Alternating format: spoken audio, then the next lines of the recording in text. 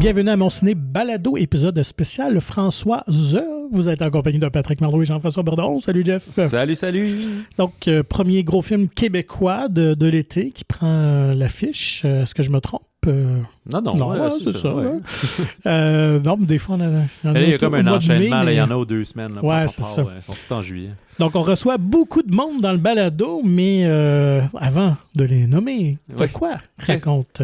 Qu'est-ce que Françoise? Ouais. Françoise est une dramédie, disons, un drame comique où François, un scénariste de 50 ans, quand même en déclin professionnel et un peu personnel, là, séparé, un peu malheureux que sa fille ne voit pas trop souvent, joué par Louis Morissette, décide un peu, il y a une nouvelle idée pour une série, mais ça marche pas. Il dit, c'est encore une histoire de gars blanc, tu pourras pas faire ça. Fait qu'un peu cyniquement, il dit, garde, m'a écrit comme si j'étais une personne trans, je vais changer un peu mes personnages, puis on va voir si c'est ça qu'ils veulent, la machine, puis que ça va fonctionner de même.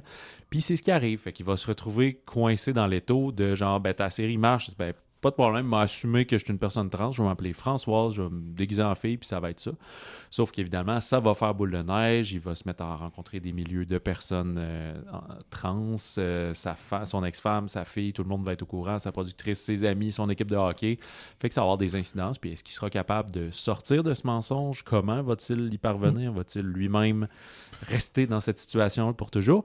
Puis même pour étoffer son écriture, va se rapprocher beaucoup de Sarah, justement, une personne qui a fait sa transition il y a plusieurs années. Puis il va donc tomber dans le mensonge avec lui. Voilà. Donc, une comédie qui va assurément faire jaser, parce que tu le mentionnes, c'est un sujet très audacieux. C'est le but du film, quand même. Qu'on a peu vu encore au Québec, quand même dans quelques séries télé américaines. On a déjà abordé un petit peu ce sujet-là, mais pas ici encore, surtout avec un nom connu de la trompe de Louis Morissette qui se met en danger, moi je trouve quand même. Puis c'est le fun, ça fait du bien de voir ça aussi. Oui, puis en plus le côté, on parle de la transidentité, oui, mais aussi le côté méta de l'écriture, la production, dans ce cas-là, il écrit une série télé, mais l'écriture du financement, de l'avancement des pitchs, de justement cocher des cases puis que ça soit approuvé, mais de la réaction du public, de plein de choses, fait que il y a une mise en abîme là-dedans qui est très intéressante. Et au-delà de, on dit comédie, mais c'est quand même très, très humain. On n'est pas dans la caricature ni dans le stéréotype. Non, c'est pas tout au contraire. Là, non, on n'est pas dans J'en suis. Le film va vraiment ailleurs et en plein d'empathie, de bienveillance. Et c'est très, très bien. Donc, qui on a la chance de discuter dans cet épisode-ci? C'était la grande rencontre des Jean-François, les scénaristes. Jean-François Léger et Gabrielle Bouliane-Tremblay, voilà. Et qui est une personne trans, justement, et le réalisateur Jean-François Asselin, le comédien Louis Morissette, aussi producteur quand même du film, et la comédienne Pascale... j'ai oublié. Drévillon, merci, voilà. Qui joue le rôle de Sarah, justement. Charmante équipe, on a fait ça en 2 batchs, donc la scénarisation, puis après réal et comédien. On discute évidemment de comment est venue l'idée, comment avancer le processus, mais de leur perception de la transidentité, transsexualité en général dans la société aussi, des moments de tournage, de difficultés, de casting. Voilà, ça résume un peu tout ce qu'on a dit, mais c'est des conversations très intéressantes. Oui, fait comme que, toujours, oui. On va mettre ça dans l'ordre qu'on les a fait. Fait que d'abord, les 2 scénaristes, puis ensuite, le reste de l'équipe. François prend l'affiche, parce que vous l'avez vu, François.e. Prend l'affiche dès le 1er juillet. Donc, nous, probablement qu'on a mis ça en ligne le lendemain. Dès le 1er juillet, partout au Québec. Allez voir ce film-là. Je vous dis, si vous avez je sais pas, comme une forme de réticence, vous ne devriez pas. Ça va le désamorcer. Allez-y pas comme c'est une comédie désopilante. Là. C'est pas menteuse. On n'est pas dans ce genre de film-là, mais un peu comme peut-être quand Louis jouait dans Le Mirage, par exemple, de Troji, là, dans un film qui nous amène, qui nous prend bien par la main pour nous amener ailleurs, finalement. Voilà. C'est avec grand plaisir qu'on reçoit les co-scénaristes de la nouvelle comédie François The. Ouais, c'est comme ça qu'on dit, François. Avec une petite pause. Ouais. Oui, donc on reçoit Gabrielle Bouliane-Tremblay et Jean-François Léger. Merci de venir placoter du film avec nous. Merci. Moi, je commencerai avec Jean-François parce que j'ai lu que c'est toi qui as eu cette idée-là, cette prémisse-là. Donc, comment c'est né, comment c'est arrivé cette histoire-là? Bien, c'est ça, le flash, je l'ai eu en remplissant un questionnaire d'auto-identification qu'on a souvent rempli sur une production.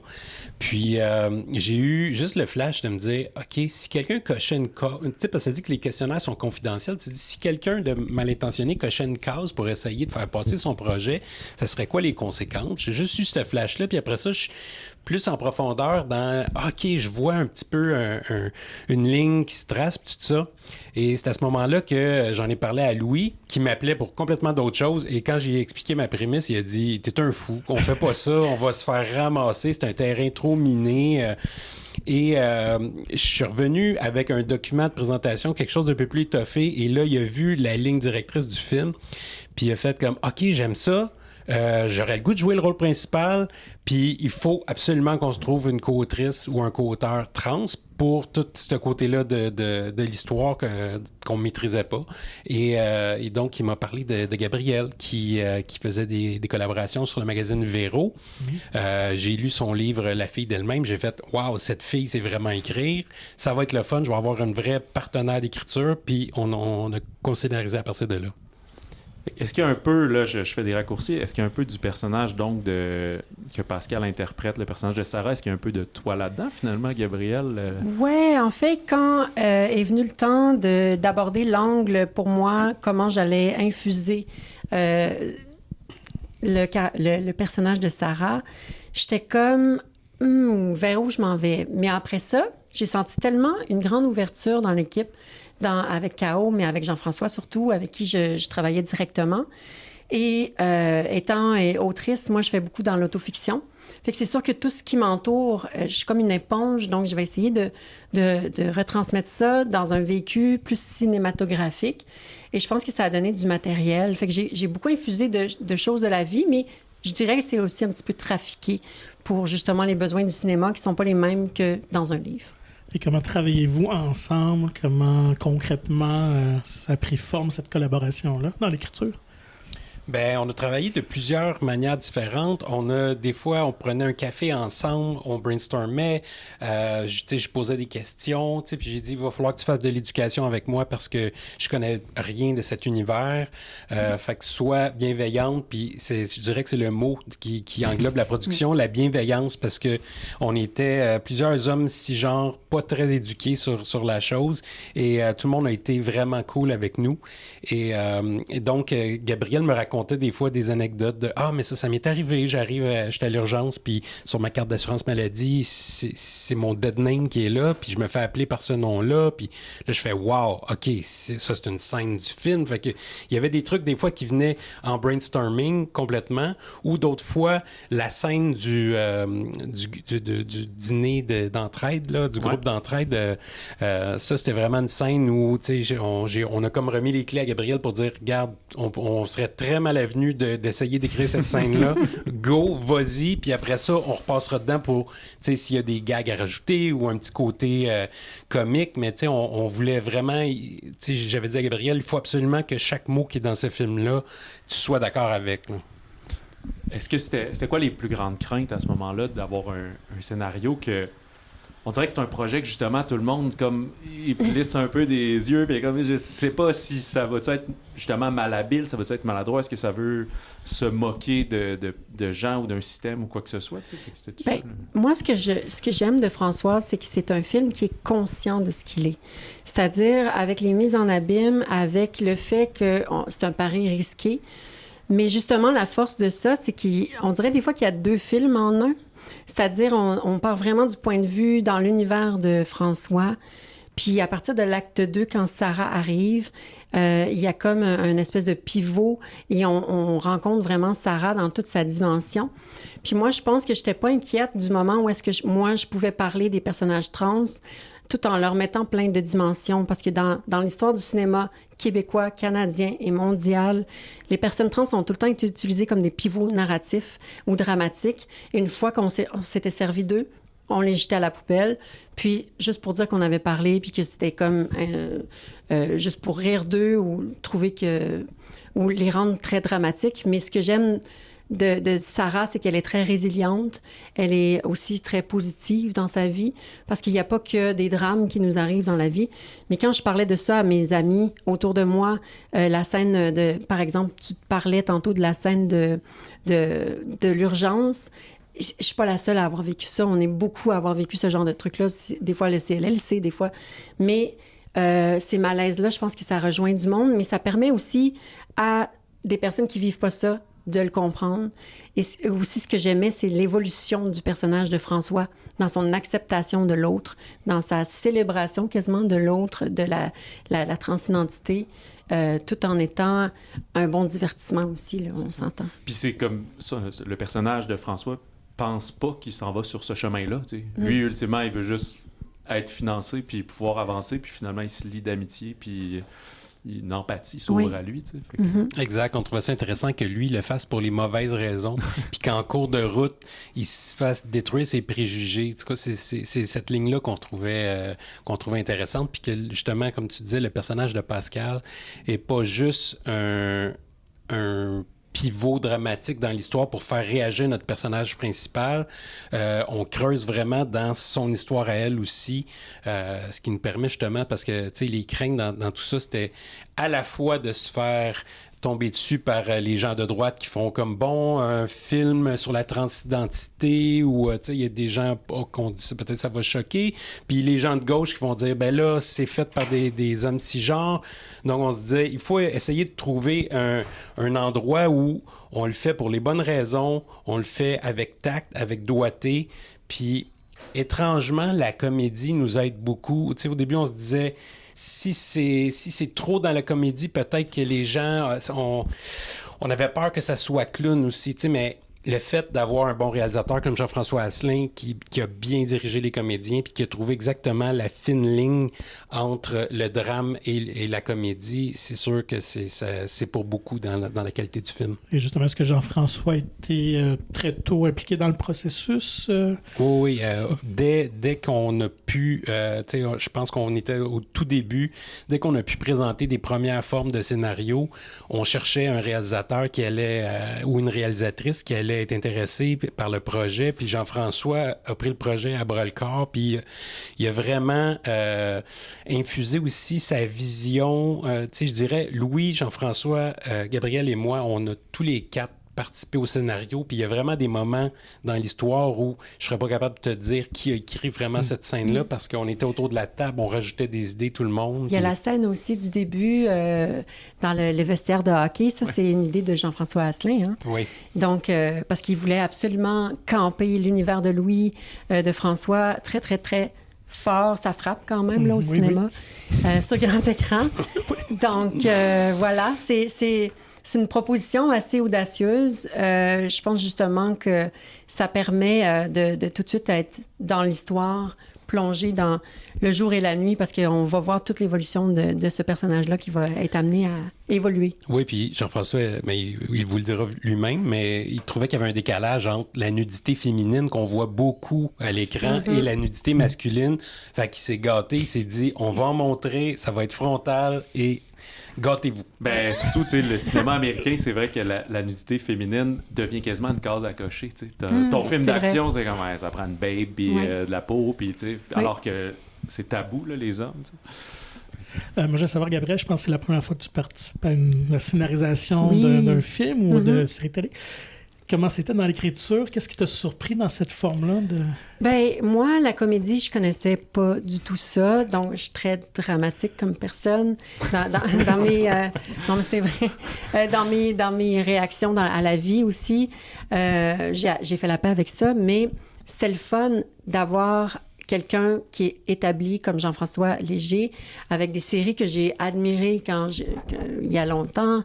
C'était il n'y a pas si longtemps que ça. Oui, il n'y a pas si longtemps que ça. Ouch, Non. Mais c'est ça. Fait que moi, je me sentais en sécurité parce que c'est des trucs que j'aimais beaucoup. Et à un moment donné, des fois, j'hésitais, des fois, j'avais des questions, puis je savais que Jean-François me répondait très rapidement.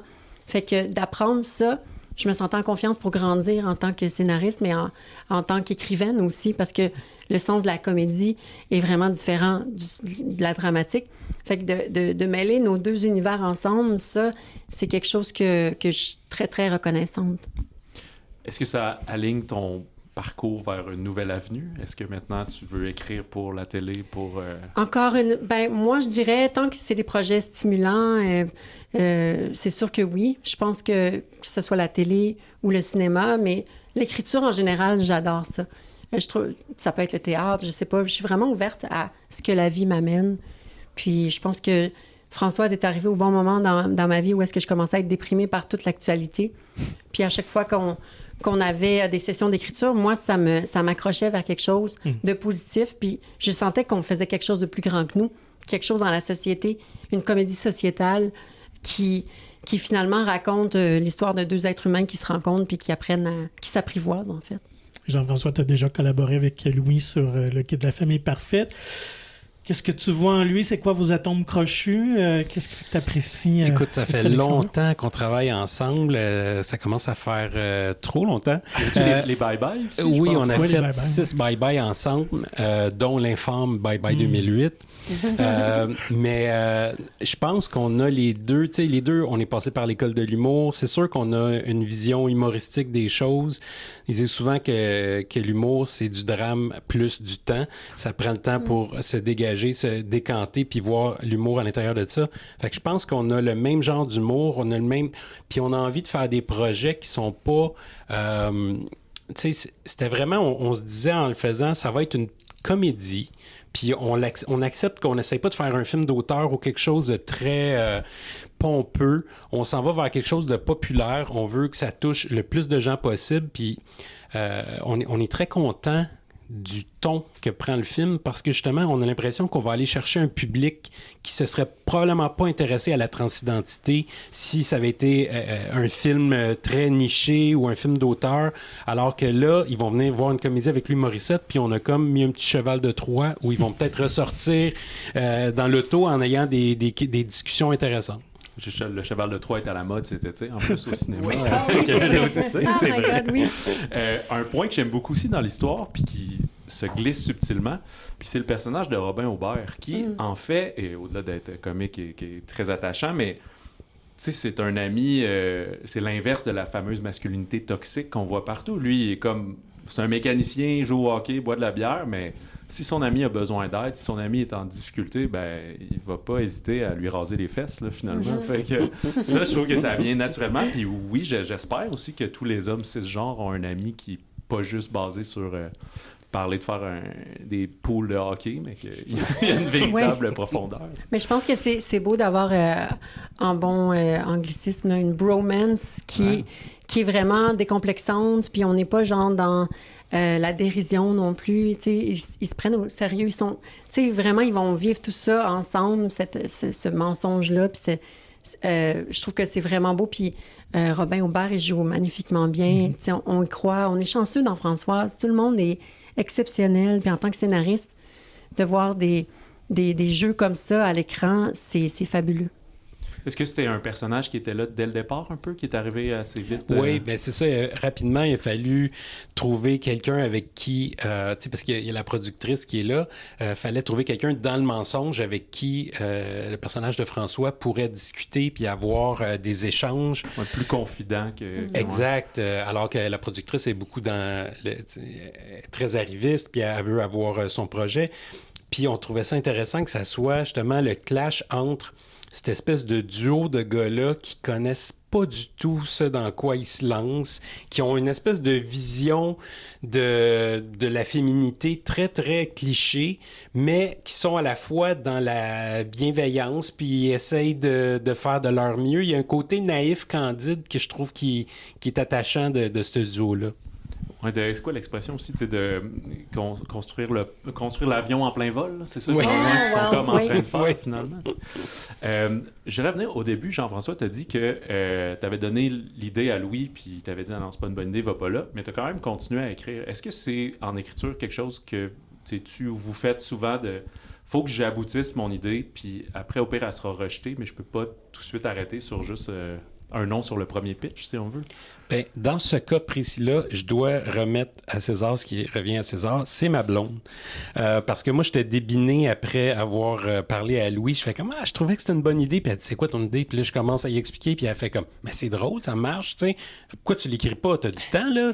Je suis en 2 contrats. Fait que des fois, ça prend juste une personne clé dans ton entourage qui va pousser puis qui va faire comme laisse faire ce que les gens pensent pour l'instant, arrive avec quelque chose d'un petit peu plus étoffé, puis tu vas être un meilleur vendeur que au téléphone dans une quincaillerie en train de parler j'ai eu une idée, tu sais, ce qui était peut-être pas mon meilleur pitch. Ouais.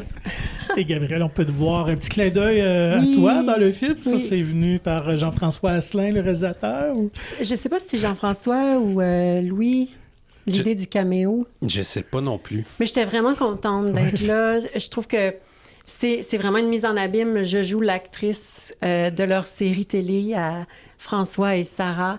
Puis ça a été une belle journée de tournage. J'ai eu la chance de rencontrer aussi Geneviève Schmidt qui joue magnifiquement bien, une espèce de productrice infâme, arriviste, hein, puis, mais tout en humour. Et vraiment, ça a été une super journée de tournage. Puis c'était le fun aussi de tourner avec Pascal Drevillon, parce que ça fait 10 ans qu'on se connaît.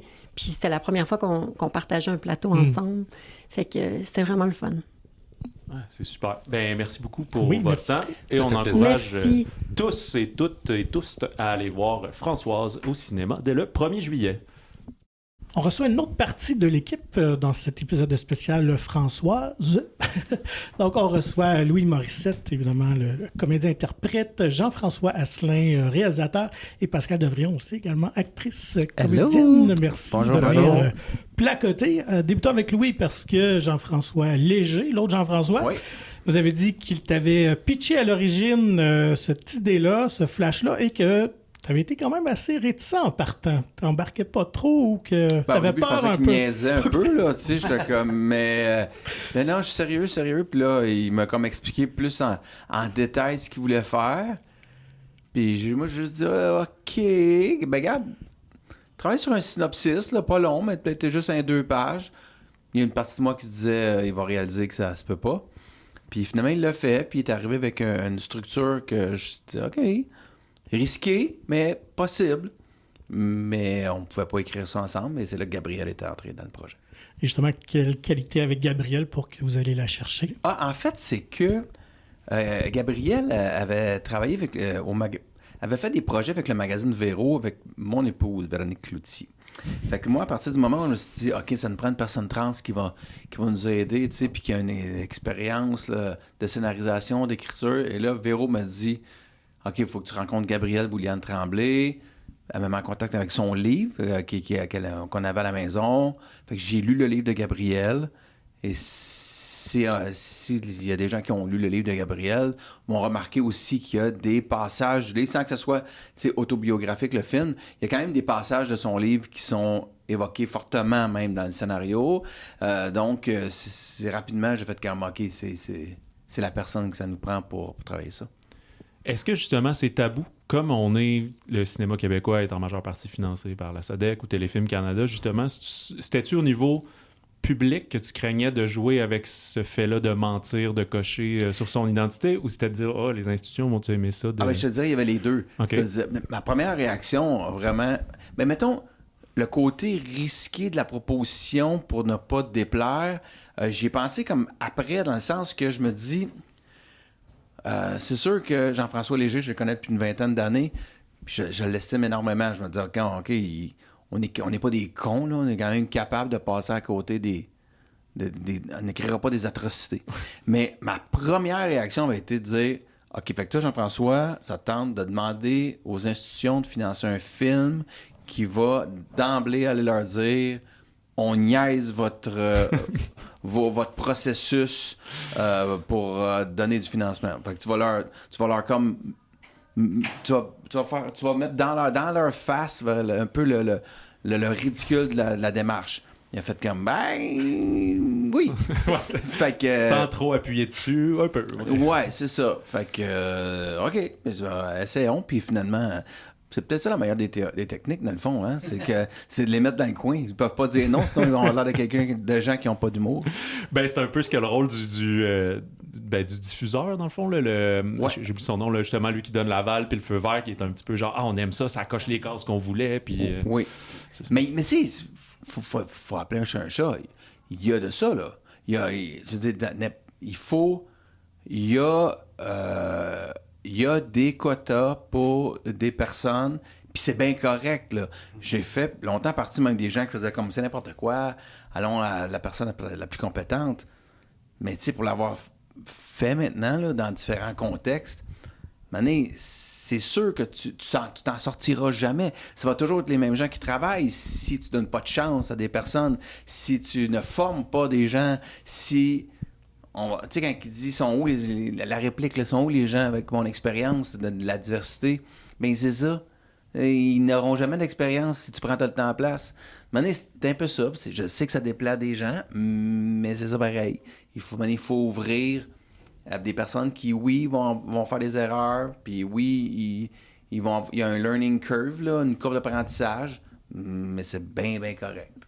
Est-ce que, justement, là, je m'adresse aussi à Jean-François, Pascal, est-ce qu'on est dans un peu un passage obligé, là, puis le film est excellent, mais je veux dire que les personnes trans aient des enjeux, disons, de personnes trans, ou que c'est vraiment mis à l'avant jusqu'à qu'on atteigne un point dans quelques années où ça sera même pas un enjeu dans le film?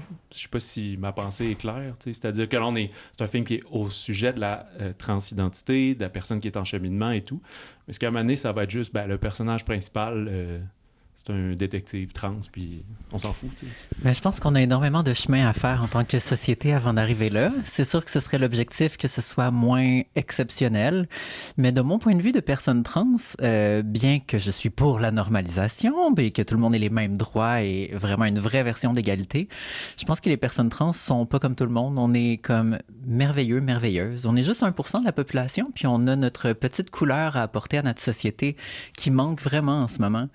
Puis je pense que les gens oublient aussi que le combat des personnes trans, si on veut le nommer comme ça, c'est contre la ségrégation des genres. Donc, ça touche absolument tout le monde. Les rôles genrés qu'on doit tenir dans nos sociétés, les attentes de nos amis, de notre famille, de nos enfants même, qui veulent un certain type de parents, qui veulent un certain type de femmes et d'hommes. Fait que je pense que tout le monde est gagnant quand on fait descendre les barrières un peu puis qu'on laisse la place à l'expression, à la liberté individuelle. Oui, si je peux rajouter, moi j'aimerais ça aussi que ça change aussi sur la perception de... Tu sais, il y a plein de critiques qui sortent puis ils assument tout de suite que les jokes de pénis c'est les gars puis qu'on n'a pas de sensibilité. J'aimerais ça que cette perception-là des modèles d'hommes, des modèles de femmes aussi... Moi, quand mes fils vont voir le film, je veux qu'ils puissent se dire tu peux être ce que tu veux dans la vie puis c'est supposé te déranger personne. Puis j'espère que c'est ça que le film fait. Puis je rebondis sur ce que tu dis. Hein. Il faut décloisonner, en fait, tout à fait. au profit de tout le monde. Ceci dit, ironiquement, Pascal, la première fois qu'on a travaillé ensemble, c'est sur Virage, Double Faute, la série de télé avec Éric Bruno. Ah, je m'en souviens. Ouais. Oui. Puis j'ai appris que tu étais une personne trans quand tu es venu en audition pour Françoise. Mm-hmm. Fait que... J'ai maintenu le secret et l'attention si longtemps. Si longtemps. Fait que, c'est une chose. La normalisation, puis que ça devienne, comme tu le dis, c'est un détective. Et point. C'est bon. Oui, mais c'est une personne trans, donc ça vient avec un passé. C'est comme de dire... Est-ce que ça te définit nécessairement? Ça te définit quand même un peu. C'est un peu comme quand on disait il y a 20 ans à propos de personnes afrodescendantes, par exemple, je ne vois pas la couleur. Ça part d'un bon sentiment de se dire on va tous être égaux, mais on pense pas à l'équité, on pense pas au combat qu'il y a derrière, on pense pas aux défis que cette personne-là a qui est pas les nôtres. Oui, je comprends. Fait que c'est un peu mais ça. il y a beaucoup qui expriment justement ce souhait-là de casse-moi dans n'importe quoi. Je veux même pas recevoir le casting où ça te dit c'est un policier black, tu sais. Mm-hmm. Il est juste policier. Ça a donné de même que tu fitais en tant que black, mais ça aurait pu être un gars de Victo de souche, tu sais. Faut juste pas oublier que tout le monde a ses propres petits combats. Surtout basé sur ce que les gens voient ou lisent de nous avant d'aller plus en profondeur. Oui. justement, avant d'aborder cet aspect-là du casting entre vous deux, allons-y avec Jean-François Asselin, justement, comment toi, t'es embarqué sur ce projet-là? Vous vous connaissez depuis Plan B, entre autres, et Louis m'avait dit que pour lui, qu'il n'y avait que Jean-François Asselin parce que tu avais tiré de lui sa meilleure prestation dans la première saison de Plan B. Comment tu as réagi à cette proposition-là, ce scénario-là? Moi, on m'a raconté la prémisse, puis j'ai fait quelle bonne prémisse. Quelle bonne prémisse de comédie, et qui pouvait amener, je trouve que la comédie est un des meilleurs véhicules pour amener pas des messages, mais amener des façons différentes de réfléchir. Fait que je trouvais ça vraiment super. Fait que ça a été ça. Puis j'ai comme manifesté mon intérêt, puis Louis il était content que je manifeste mon intérêt. Denis Villeneuve ne retournait pas mes Ouais, appels. c'est ça. Denis répondait pas. Fait que ça a été ça, mais je savais aussi que c'était casse-gueule, et je savais que j'étais peut-être pas la personne idéale non plus. Ça aurait été mieux... une femme mais j'avais envie de parce que moi ce qui me touche là-dedans c'est moi je me suis pas reconnu quand j'étais jeune dans des modèles d'hommes. J'étais pas le sportif, j'étais pas le tu sais, j'ai écrit une série qui s'appelle François en série, la femme mesure 6 pieds puis l'homme en lui c'est un nain. Fait que tu sais je trouvais ça intéressant d'amener ça, puis c'est ça un peu notre duo depuis le début là, tu sais Louis est plus homme, puis moi je suis plus femme. Ça veut dire quoi ça? De Ça toute veut façon, dire- t'es cancel, tu viens de dire nain. Ah, c'est vrai. Ah, ouais. Ah, fuck. Oui, mais c'était à l'époque. C'était à l'époque, ouais, c'était... excuse-moi. Je savais pas que c'est toi qui avais écrit ça. J'aimais full ça quand Ouais, j'étais jeune. Ouais. J'ai pas répondu à la question du tout, d'ailleurs. Ouais. T'as dit des choses. T'as dit que c'était une bonne prémisse. Ouais, C'est une bonne prémisse. Ouais, c'est pour ça Après- qu'on m'a après- amené. après, c'est les pieds dans la Après, bouche. vous allez couper les affaires. là, de- Ouais, c'est ça. Ouais. Personne de petite taille. Si j'ai le temps, là, c'est férié. Demain, on verra. là. J'ai perdu. Justement, Pascal, quand est-ce que tu rentres dans l'aventure? C'est une audition, donc il y avait plusieurs personnes appelées. J'ai fait une audition. On ne sait jamais qui a d'autres en compétition. J'ai le feeling qu'on n'était pas des tonnes. Surtout Pas un mauvais feeling. Ouais, surtout qu'on était assez tard dans le processus. On allait tourner, je pense que c'était peut-être 5 semaines avant le début du tournage. L'audition a super bien été. Moi, j'ai quitté mon agence l'année passée. Puis maintenant, il y a les directeurs, directrices de casting qui me contactent directement. Puis ça fait vraiment un lien privilégié parce que c'est des gens connectés dans la business qui me parlent du texte, qui me parlent des gens derrière. Ça enlève déjà un intermédiaire. Puis, ouais, j'ai rencontré les garçons. Tu veux plus d'argent? Tu veux... Je dirais pas non, mais j'attends les belles offres, on va dire. Mais nous, on s'est parlé avant l'audition. On s'est parlé la veille, peut-être, ouais, on a fait un petit zoom. Tu voulais savoir un peu le projet, dans Ouais. quoi tu t'embarquais, puis... Ouais, Jeff m'a bien rassuré, en fait, sur le projet. Est-ce que tu faisais de la réplique pour Louis? Oui, les deux l'audition, auditionnent ensemble. justement? Oui, non, je faisais la réplique. Oui.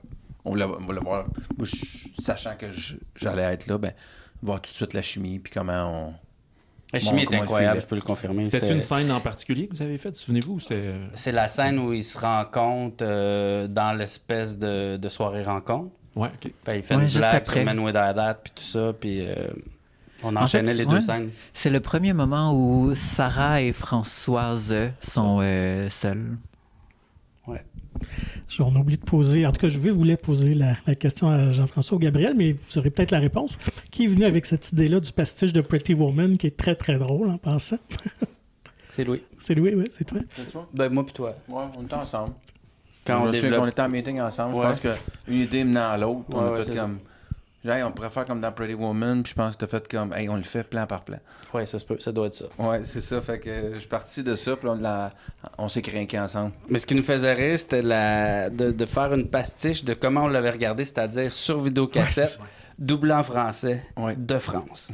C'était tout notre souvenir Puis du là, film, en fait. Ouais, puis là, le thème musical est repris, mais c'est des nouvelles paroles.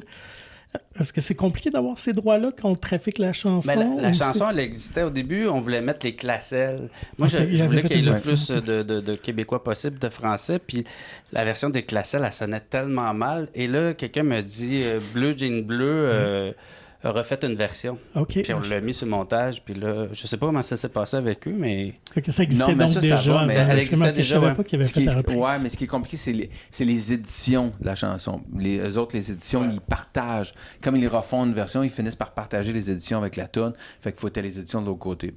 Sans tomber dans trop de technicalité, ça monte vite, là.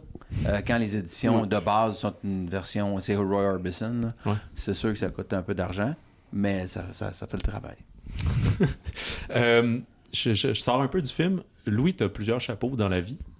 Producteur, animateur de podcast. Surtout. Ouais. De plus en plus. Ben ouais. Comment tu vis tes journées? C'est-à-dire qu'on ne voit pas acter si souvent que ça. Il y a eu Plan B, il y a eu quelques films, mais c'est pas... humoriste aussi. Ouais. Fait que toi, est-ce qu'une fois de temps en temps, tu sais, comme tu as vu ce rôle-là, tu dis hey, ça fait longtemps que j'ai joué, j'ai envie de jouer, je veux le faire. Est-ce que tu lis souvent des scénarios pour toi-même, que ce soit à la télé ou au cinéma, ou tu es vraiment plus le recul de producteur, businessman un peu? En fait, ce que j'aime le plus faire, c'est la scénarisation. Fait que c'est peut-être là que je suis le plus actif, en fait, scénariser des affaires ou pour moi ou avec d'autres, c'est-à-dire, mais pas nécessairement en scénarisant, mais je lis, le plus clair de mes semaines, c'est de lire des choses puis de faire une rétroaction à des gens. Un exemple parmi tant d'autres, c'est peut-être Jean-François, quand lui il écrit avec Jacques. Après ça, moi, je le relis, puis après ça, on se parle, puis je fais comme ça, j'ai pas compris. Gna, gna, gna. Mais mine de rien, des fois, c'est quand même assez long là, de le lire, puis d'essayer de comprendre, puis de te souvenir. Fait que tu multiplies ça par 2, 3, 4, 8 projets au bureau, des films, Des puis montages, et des montages, et plusieurs versions, parce qu'il y a des V1, des V3, des V8. Fait que c'est beaucoup là que le plus gros de mes semaines, c'est ça. Puis c'est quelque chose que, avec le temps, c'est peut-être là où je dirais que je suis plus utile parce qu'il y a d'autres étapes, il y a plein de gens plus utiles que moi. Tu sais, comme pour produire réellement, je suis loin d'être le meilleur producteur. Il y a plein de nuances que je connais pas, plein de corps de métier, je suis pas moins qui écoute. Mais je suis meilleur dans le contenu. Fait que, puis pour jouer, des fois, c'est de plus en plus rare qu'on m'appelle. Parce que les gens présument que je vais juste faire des choses que je produis, qui sont faites chez K.O., ce qui n'est pas faux non plus. J'aime ça jouer, mais il n'y a pas tant de rôles si le fun à jouer. Il y en a plusieurs de mes collègues qui font des rôles... il faut qu'ils payent leur épicerie et leur loyer. Puis j'ai le luxe de des fois pouvoir dire non, ça me tente pas. Ça me tente plus de faire un businessman de 50 ans qui a de l'argent, puis qui est hautain, puis qui est toutes ces affaires. Arrogant, baveux. C'est comme après au revoir le bonheur, là, j'ai fait comme je dis à Ken, je pense que ça, je vais me prendre une pause. Des fois, je regrette, hein. Tu sais, je veux dire, Empathie m'appelle pour hey, on devrait faire l'homme d'affaires. Non, je fais plus l'homme d'affaires. Après ça, j'y vais à la série, je fais comme si, j'ai peut-être pas tiré à la ligne à la bonne place. Mais bref, tout ça pour dire que des fois, ça va arriver comme là, ça fit, mais à d'autres moments, l'hiver prochain, on va sortir un autre film que j'ai réalisé avec Rachel Graton, puis je joue même pas dedans. Puis il n'y a pas un moment où je me dis je jouerais dedans. Des fois, tu as l'appel de ça, puis à d'autres moments, c'est comme non, c'est juste pas pour moi, puis là, j'ai plus le goût de retourner faire de la scène, exemple, tu sais. Pour chacun de vous trois, quelle scène a été la plus difficile, peut-être à tourner ou à surmonter comme défi personnel là, dans le film?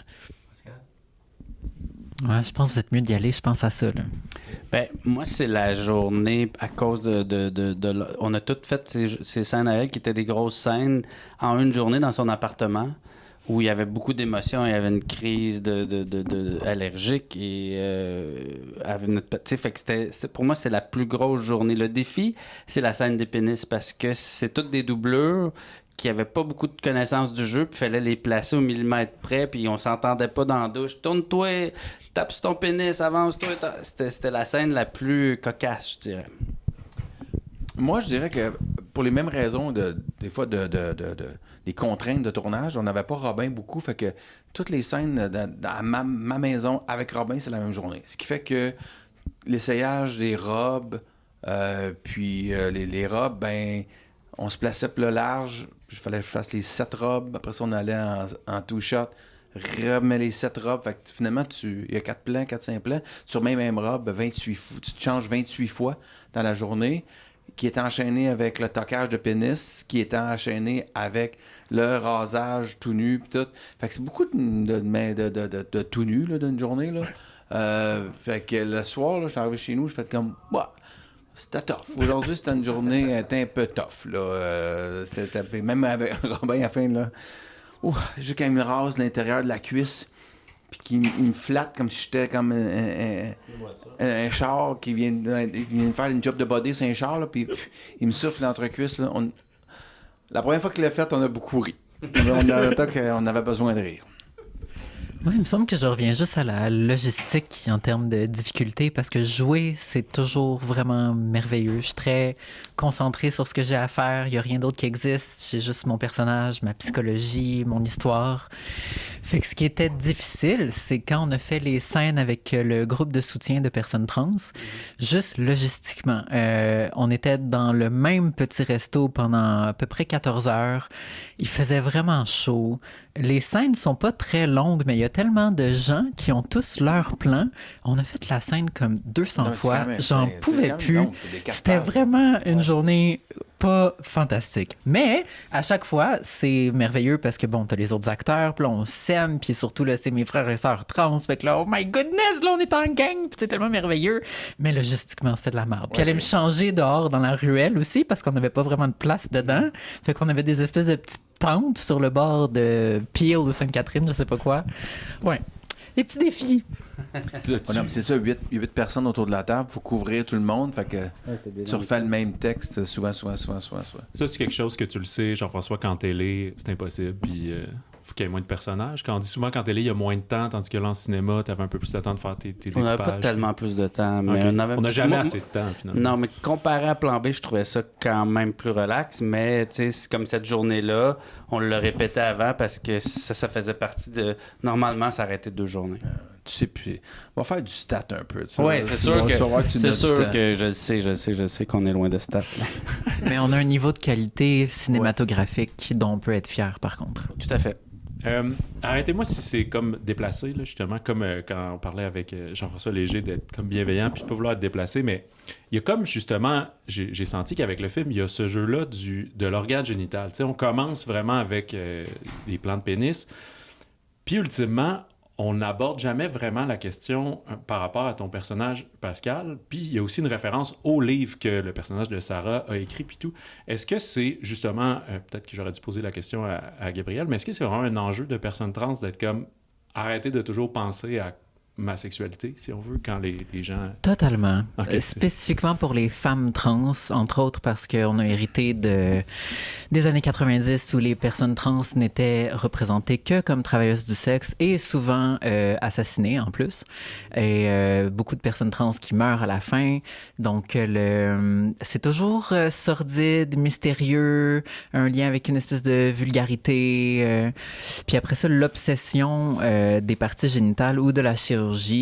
Et ce que j'ai vécu quand j'étais à Salut Bonjour où Gino Chouinard m'a demandé à 8h en direct si ma transition était complète. Donc, c'est vraiment un défi, sérieusement. Et, ça, c'est la de votre podcast. Je vais revoir l'extrait. Est-ce que tu as l'extrait? Je sais pas, mais ma mère m'a dit que j'avais l'air vraiment pas contente. Ouais, c'est ça. Puis en même temps, un des premiers courts-métrages dans lesquels j'ai tourné, juste après l'école, c'est Pré-Drink. Puis on était au marché du film de Cannes, on a gagné meilleur cours canadien au TIFF. Et le film était assez visuel. Il y a une scène de fellation notamment où ils m'ont posé une prothèse qui était vraiment un immense pénis. Franchement, c'était quelque chose. C'était très lourd même et très décollé. Et ouais, même là-dedans, dans ce tout premier truc que j'ai fait, il y avait vraiment un intérêt sur la partie génitale. Et moi, ça me fait plaisir de dire que j'ai eu une transition médicale à 18 ans, mais c'est moi qui choisis d'en parler quand bon me semble, quand je décide que c'est approprié. Ce que les gens veulent savoir, leur curiosité malsaine, ça devrait pas avoir de place dans l'espace public. Après ça, bon, on fait un film. Je pense qu'il y a un personnage qui est en droit de se demander si la femme qui l'intéresse est, je sais pas, compatible avec ses intérêts habituels. Mais c'est une obsession très masculine, je dirais. Oui. Puis c'est pour ça que moi, je trouve que le film, la façon qu'il est fait, c'est qu'on part du film qui est le film de François. Parce que, tu sais, quand tu parles de ce film-là, des gars, rapidement, ils vont te la poser, la question. Et je trouve que ça devient le film de Sarah. Je trouve que c'est ça l'astuce de ce film-là, c'est qu'on part, fait que les gars qui peut-être n'ont pas l'esprit ouvert vont embarquer dans le film, puis de m'emmener, ils se font déjouer, puis ils s'en vont dans quelque chose de plus sensible où le personnage te fait justement dire on s'en fout de ça. Je trouve que c'est ça que moi me plut dans cette idée-là, puis dans cette espèce de... D'où l'idée de partir avec des pénis, c'est on part dans cet univers de gars-là, que c'est des pénis qui partent dans une chambre de hockey, puis on finit dans l'univers plus doux du personnage de Sarah. Mais le film, pour moi, est vraiment un moment charnière. Je pense que c'est un film qui est vraiment un bon portrait de où on est comme société québécoise aujourd'hui. Dans l'ouverture, dans l'accueil, mais aussi avec des restes d'idées préconçues, des inquiétudes, des façons de nommer les choses qui sont pas toujours appropriées. Mais justement, avec le film, et parce qu'on fait vivre tout ça au gars straight blanc privilégié, qui est d'habitude la personne qui perpétue l'injustice, ben ça fait réfléchir, forcément. Et Pascal, tu es retournée aux études pour devenir réalisatrice, en tout cas, fait des études en réalisation. Louis, tu as co-réalisé ton premier film. Oui. C'est comment de travailler avec Jean-François? Je pensais que j'allais jouer bientôt. Oui, toi, tu deviens acteur. Je retourne jouer. Moi, je retourne à Lionel Gros. Donc, que retenez-vous de Jean-François sur un plateau, de la façon qu'il dirige? Ah, une si belle détente. Vraiment, le stress qui est présent, là, un environnement de tournage, c'est pas de tout repos, mais le stress, c'est jamais ce qui ressort, c'est jamais jeté sur les gens autour, les acteurs ou les techniciens, techniciennes. Fait que ouais, vraiment la détente, le sourire, on travaille bien ensemble, on avance, tranquillou, on va y arriver. Puis ouais, jamais quand on a des deadlines à respecter, on est juste efficace. On n'est pas obligé de se crier après puis de se pitcher des émotions pour que ça fonctionne. Nous autres, ayant fait beaucoup de choses là, à différents niveaux, l'écriture, le jeu, la réalisation, moi, avec toi, toujours avec toi, mais avec des différents rôles, j'ai tout près tout connu. Hein. On a ri, on s'est engueulé, on a tout fait. Fait que si je disais... S'il y a une chose, Jean-François, je dirais, c'est la préparation, en fait. Beaucoup. C'est un gars qui se prépare beaucoup, puis quand on arrive sur le plateau, donc on sait ce qu'on a à faire. Fait que moi, ce que j'ai appris de lui, j'ai appris beaucoup de choses de Jean-François, notamment les répétitions. On n'a pas assez le temps sur le plateau, des fois, de placer. Ça va trop vite pour placer un personnage, placer des intentions vraiment dans des scènes importantes. Fait de faire des répétitions avant. Tu arrives sur le plateau, tu sais plus ce que tu as à faire. Puis des fois, après ça, c'est arrivé, j'ai travaillé avec d'autres mondes, puis là, tu arrives sur le plateau, puis là, il faut que tu le cherches. Puis là, mais des fois, dans ton char, quand tu reviens chez vous, tu fais comme « Ah, Christ, là, je pense que je l'ai pogné. » Puis il est tard, un peu. On essaie de le pogner avant. On essaie de le pogner avant. Ton travail commence avant, ça va aider rendu sur le plateau. En fait, c'est que tu décolles un peu plus, puis tu t'élèves, il y a des affaires qui viennent naturellement, mais il faut que tu aies commencé ton défrichage avant. Puis on le fait pas assez, ça. C'est comme une affaire qui s'est perdue à un certain point. C'est que le cinéma, la télé, c'est très technique. La technique prend 80% du temps et il n'y a pas beaucoup de place laissée aux acteurs. Puis moi, j'essaye de me battre un peu comme ça. Tu sais, comme une affaire que je fais souvent, c'est que je coupe pas la caméra parce que quand tu coupes, il y a 55 personnes qui vont venir sortir l'acteur de son émotion. Tu sais, si l'acteur est dans une émotion, j'aime ça qu'on reste dedans et les répète pour justement... pas faire « Hey, ça marche pas la scène. » Si tu le découvres sur le tournage, là, ça coûte cher en titi. Ben, merci beaucoup, l'équipe, Pascal, Jean-François et Louis. Puis on invite tout le monde à aller voir François au cinéma dès le 1er juillet. Merci beaucoup. Absolument. Merci. Merci.